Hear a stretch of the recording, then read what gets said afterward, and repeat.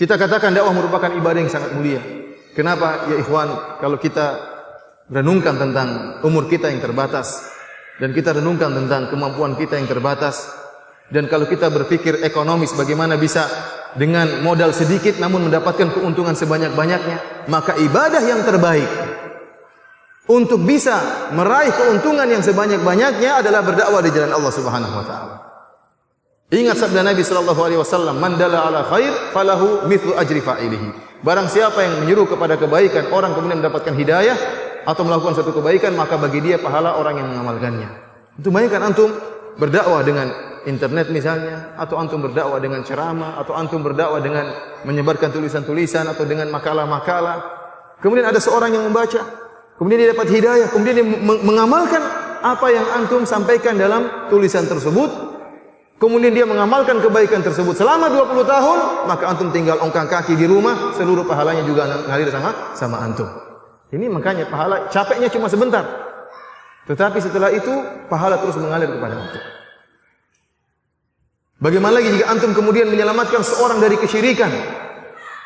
Itu pergi berdakwah di puncak gunung mana atau lembah mana, kemudian ada orang yang terjerumus dalam kesyirikan, percaya kepada jimat-jimat, percaya kepada dukun, kemudian dia sadar, kembali kepada tauhid, maka betapa besar pahala yang akan mengalir kepada antum. Ingat sabda Nabi sallallahu alaihi wasallam tentang keutamaan orang yang bertauhid. Kata Nabi sallallahu alaihi wasallam dalam hadis qudsi, "Ya ibn Adam, law ataitani bi qurabil ardi khataya, thumma laqitani la tusyriku bi syai'a, la ataituka bi qurabiha maghfirah."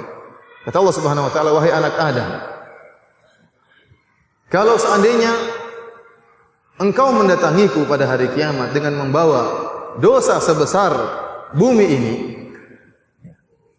kemudian engkau menemuiku dalam keadaan tidak berbuat syirik sama sekali, la ataituka bi qurabiha maghfirah, maka aku akan mendatangimu dengan ampunan sebesar bumi pula." Ini keutamaan tauhid. Orang yang bertauhid diberi ampunan oleh Allah Subhanahu wa taala dengan seluas-luasnya.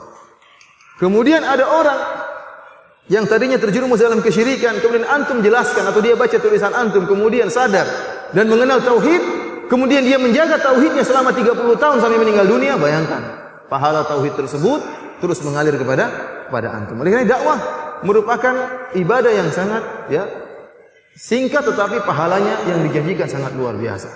Belum lagi kalau orang tersebut yang antum dakwai dia nyampaikan lagi kepada orang lain, maka terjadilah multi level marketing, sebagaimana dikatakan. Pahala terus mengalir sama antum sementara antum sudah meninggal dunia atau dikubur dalam kuburan, pahala terus mengalir kepada antum.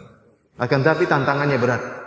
Karena ganjaran yang dijanjikan kepada seorang yang berdakwah berat, besar ganjarannya, maka tantangannya pun sangat berat.